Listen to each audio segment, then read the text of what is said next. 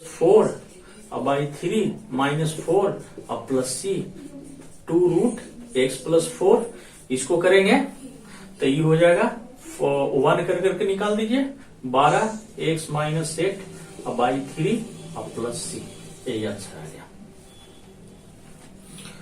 Okay बच्चों, ये x + 4 को z माने, dx dz हो गया।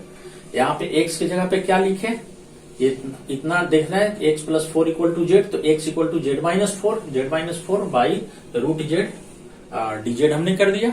ओके, और ये अलग अलग कर दिया हमने, ठीक है। फिर इसके बाद z इसको ब्रेक कर दिया, z को ब्रेक क्या करेंगे 1/2 रूट को 1/2 लिखते हैं, इतना dz -4 इतना dz हो गया। ओके, फिर इसको जो फॉर्मूला बताया ये, ठीक है, x के पावर m x के पावर n = x के पावर m - n अगर होगा, ओके, तो हम ये इतना इक्वल टू हम माइनस कर देते हैं, तो हम भी यहाँ पे माइनस कर दिए। देखिए z के पावर 1 में से हाफ घटा दिया dz -4 z कितना -½ dz आ गया। ओके, अगेन फिर क्या किए, ये तो 1/2 है ना, 2 - 1/2 1/2।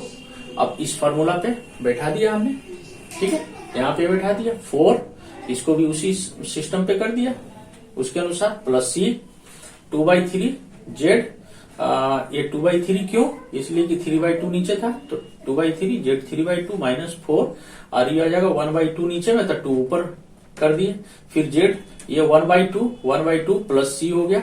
ओके, 2/3 √z × z -8 √z 4 2 8 और √z प्लस सी, √z हमने कॉमन कर दिया, 2 भी कॉमन कर लिया, तो ये हो गया z/3 और -4 और प्लस सी हो गया। ओके, अब यहां से z का जो वैल्यू है वो पुट कर दीजिए, यहां पे कैलकुलेट कर दीजिए, बस सिंपल हो जाएगा। ओके, अब आइए 11 आप नोट कर लेंगे। ओके, देखिए कुछ चीजें, छोटी छोटी चीजें जो है ना, बेसिक चीजें, उसको ध्यान रखिए। मैथ्स न बनने का सबसे बड़ी वजह यह भी होता है कि कभी कभी होता है कि a - b का होल क्यूब पे ब्रेक करना है। अब बच्चे को फॉर्मूला ही पता नहीं है ना, a - b का होल स्क्वायर है ना, a³ + b³, ये सब बच्चों थोड़े से आप यूज कीजिएगा, ठीक है, याद कर लीजिएगा। आप जहां पढ़ते हैं, स्टडी रूम है, वहां पे आप एक जो शीट्स तैयार करें जिसपे सारे फॉर्मूलेज वगैरह हो, आपके लिए बेनिफिट होगा। ओके, क्योंकि फॉर्मूला कभी कभी जो होता है ना बहुत यूजफुल होता है, कभी कभी नहीं, ऑलवेज यूजफुल होता है। ओके, अब नेक्स्ट करते हैं 12, x³ - 1 का 1/3 × x के पावर 5 dx। अब देखिए यहाँ पे हो सकता है ऐसा लग रहा हो कि पता नहीं कैसे बनेगा, क्योंकि 1/3 का कोई फॉर्मूला तो है नहीं, ठीक है। तो कुछ ऐसा कोशिश करते हैं कि क्या करें, तो ऐसा कर सकते हैं x³ - 1 को z मान लीजिए, ठीक है। सपोज कीजिए हमें कोई अंदाजा नहीं है, एग्जाम में आ गया, आपने कभी इस तरीके के क्वेश्चन एफर्ट नहीं किए, तो आप अंदर वाले को z मान लीजिए, इसका डीसी निकालिएगा 3x² dx = dz। अब देखिए थोड़ा सा क्लू मिल गया, कैसे, x5 को ऐसा तोड़ दें x³ × x² में, ठीक है। देखिए हम करते हैं x³ - 1 1/3 x³ × x² और dx। अब देखिए तो ये 3 को उठा करके हम नीचे ले जाते हैं, x² dx = 1/3 dz हम करते हैं, ये ठीक है, 1/3 dz यहां पे आ गया। देखिए तो ये x³ - 1 को हमने क्या माना, z को 1/3, x³ को हम ऐसा लिख सकते हैं, देखिए तो यहां से x³ - 1 = z, x³ = z + 1, ये एक्स क्यू जेड प्लस 1 यहाँ पे डाल दीजिए जेड प्लस 1 और एक्स स्क्वायर डीएक्स बराबर 1/3 डीजेड 1/3 कांस्टेंट है, हम बाहर निकाल लेते हैं, आई डाल देंगे डीजेड। अब क्या है, कुछ नहीं है ना, बिल्कुल सिंपल हो गया। अब क्या कीजिए, इसको इससे मल्टीप्लाई कर दीजिए, तो इसके पावर 1, तो हमने क्या बताया था, अभी बताया एक्स के पावर m एक्स के पावर n, तो एक्स m प्लस 1 कर सकते हैं। अब इसके भी पावर 1, ये दोनों को जोड़ दीजिए, ये कितना हो गया 1/3 प्लस 1 है ना। अब प्लस इसको फिर इससे मल्टीप्लाई कर दीजिए, जेड 1/3 डीजेड है ना। अब अलग अलग कर दीजिए 1/3 जेड कितना 3 1 जा 3 4/3 डीजेड और प्लस 1/3 जेड 1/3 डीजेड। ओके, अब यहां से तो आप लोग बना सकते हैं, कोई दिक्कत ही नहीं है। जेड 4/3 प्लस 1 4/3 प्लस 1 है ना, अब प्लस 1/3 ये जेड 1/3 प्लस 1 बाई 1/3 प्लस 1 और प्लस सी। ओके, फिर कर करके फिर अगेन जेड का वैल्यू जब फाइनल हो जाए तो जेड का वैल्यू आप जो लिखे थे ये आपने जिसको माना था, फिर ये वाला पुट कर दीजिए, जेड बराबर इतना पुट कर दीजिएगा, आंसर आ जाएगा। ओके, नेक्स्ट क्वेश्चन आते हैं बेटे, इसको समझ में आया। एक्स क्यू माइनस 1 को हमने जेड माना, ओके, एक्स क्यू माइनस 1 को हमने जेड माना, इसका डीसी निकाल दिया, ठीक है, एक्स स्क्वायर डीएक्स इतना कर दिया। देखिए जैसे ही हमने जेड माना और इसका डीसी निकाला, वैसा ही एक क्लू मिल गया, क्या x5 को हम ब्रेक कर सकते हैं x Q into x square में, ठीक है, दो फैक्टर में हम ब्रेक कर दिया हमने। एक्स स्क्वायर और डीएक्स को हम 1/3 डीजेड लिख सकते हैं, तो इस फॉर्म में पहले ब्रेक कर दिया। देख लीजिए एक्स स्क्वायर डीएक्स को हमने 1/3 डीजेड, तो 1/3 बाहर, डीजेड यहाँ पे। एक्स क्यू को हमने क्या माना था, एक्स क्यू को देखिए एक्स क्यू माइनस 1 को जेड माना था, तो एक्स क्यू को 1 इधर कर दीजिए, तो जेड प्लस 1 जेड प्लस 1 और ये जेड 1/3, क्योंकि एक्स क्यू माइनस 1 को हमने जेड माना था। इसको इससे मल्टीप्लाई कर दीजिए, ठीक है, इसको कर दीजिए डीजेड, फिर इसको ब्रेक कर दीजिए, तोड़ दीजिए, फिर ठीक है। अब आइए सारे डिक्टेट कर लेंगे, और वीडियो अच्छा लगे तो सब्सक्राइब कर दीजिएगा और लाइक भी जरूर कर दीजिएगा। आपका जितना अच्छा रिस्पांस होगा मेरे तरफ से उससे भी बेटर रिस्पांस मैं देने की कोशिश करूंगा, प्रयास करूंगा कि अच्छा से अच्छा आपको मटेरियल मिल सके, ठीक है। आप अगर चाहते हैं कि और भी स्टैंडर्ड एनसीईआरटी को छोड़ करके और भी बुक, चाहे अरिहंत का हो, मतलब आईआईटी बेस्ड में, तो आप कमेंट करके बता दीजिएगा, उसके लिए स्पेशल एक वीडियो बना करके हर टॉपिक का डालता रहूंगा। ओके, अगेन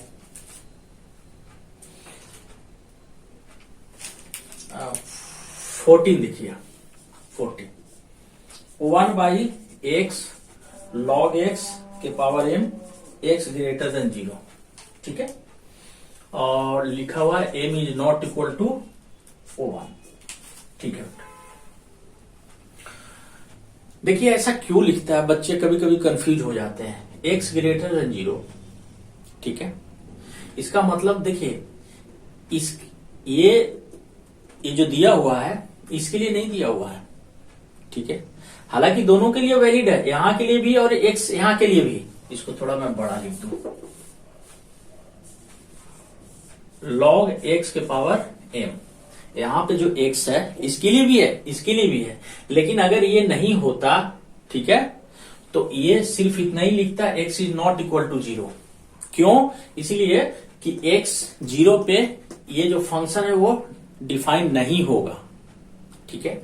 मैंने आपको बताया है कि log x यहां पे जो भी नंबर या डिजिट जो भी होगा वो ऑलवेज ग्रेटर देन 0 पे डिफाइन होगा, मतलब पॉजिटिव वैल्यू के लिए log डिफाइंड होता है, इसीलिए दिया है। दूसरी बात m is not equal to 1, मतलब m का वैल्यू अगर 1 हो ही जाता तो m देने की आवश्यकता नहीं थी, है कि नहीं। यहां m इक्वल टू 1 रख करके आप देखिए, यहां 1 रखते हैं तो सिंपल x log x आता है, तो m रखने की जरूरत ही नहीं है। इसीलिए ये पहले ही मेंशन कर दिया है कि m is not equal to 1 नहीं है, अदर कुछ भी हो सकता है। ओके, dx लेट कर ले, लेट log x को z मान लीजिए, ठीक है। log x को 1/x dx, ओके, और dz, ओके। अब देखिए कितना आ रहा है 1/x और dx, देखिए dx जो है ऊपर कर दीजिए आप, ये dx है, ये dx/x, यहां भी dx/x कितना dz, ओके। log x को कितना आपने माना z, z के पावर m, है ना, हो गया। z के पावर -m, देखिए यही चीज तो बताए थे, x के पावर m है, 1 इतना हो तो ये ऊपर जाने के बाद माइनस में हो जाता है, dz। इसको क्या लिखिएगा, फिर फॉर्मूला बैठा दीजिए, z -1 + 1 -1 + 1 अब प्लस c, ओके। z का वैल्यू फिर पुट कर दीजिए, ये आपका आंसर आ जाएगा, ओके। आगे साफ कर दो, आप इसको डिक्टेट कर रहे हैं, कर लीजिएगा डिक्टेट, इसको बार बार प्रैक्टिस कीजिएगा, हो जाएंगे। दुनिया में कोई ऐसी चीजें नहीं है जो कि इंसान नहीं कर सकता, बशर्ते उसके लिए एक जुनून चाहिए, एक जुनून चाहिए करने के लिए, ओके। इसीलिए मैं चाहता हूं आप लोग जुनूनी बने। अब आइए नेक्स्ट क्वेश्चन करता हूं 15, okay. x by 9 - 4x² dx, यहां पे क्या करें, डायरेक्ट नीचे वाला को z मान लीजिए, late 9 - 4x² equal to z, 0 इसका dc 0, -4 इसका dc 2x dx equal to कितना dz, ओके। x dx ये हो गया -8 इंटू है -8, हम ऐसा कर दें -1/8 और dz यहां कर दीजिए। x dx के बदले में कितना लिख दूं, -1/8, बाहर कर दीजिए -1/8 को, dz और बाई z, इसको z हमने माना था, z ले लीजिए, खत्म। -1/8 इसको कितना लिखिएगा log z और प्लस c, -1/8 log z आपने कितना लिया था, ये 9 - 4x² और प्लस c, ये आंसर आ गया आपका, ये 15 क्वेश्चन, ओके। आप लोग डिक्टेट करते रहे, मैं बार बार कह रहा हूं, नहीं तो वीडियो पॉज कर दीजिए, करके आप उतार लीजिए, लिख लीजिए, ओके। 17 क्वेश्चन देखते हैं, x e x² dx, क्या करूं, इसको देख लीजिए, कर लीजिए, इसको लेट x² को z मान लीजिए, x² को z मान लीजिए, ठीक है।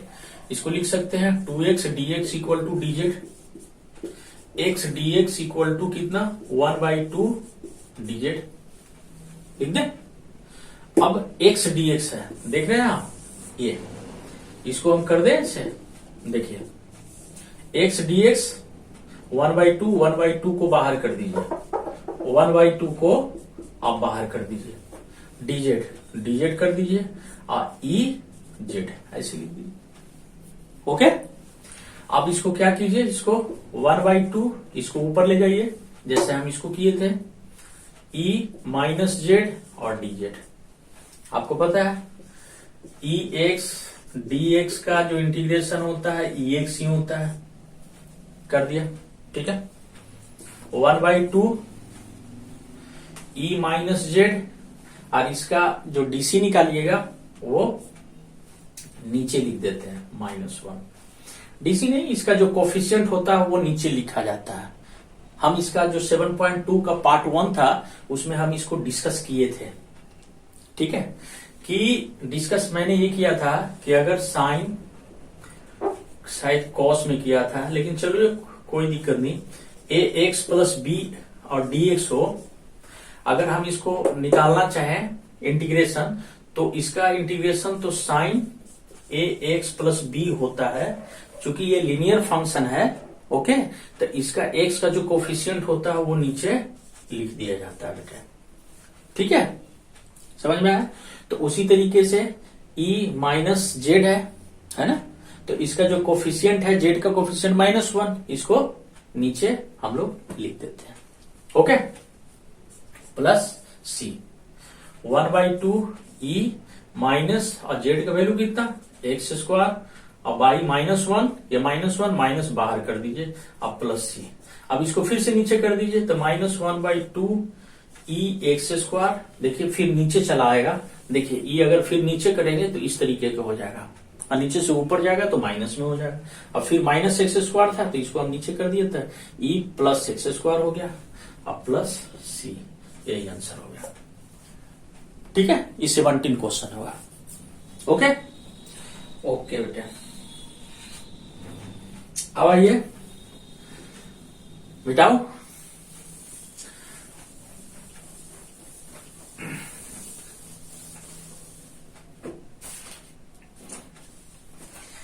एक लास्ट, इस वीडियो का लास्ट क्वेश्चन है ये 18 question. e tan inverse x, tan inverse x, एक minute, e tan inverse x और by 1 plus x² dx, okay. इसको क्या कीजिए, बहुत simple, let tan inverse x equal to Z.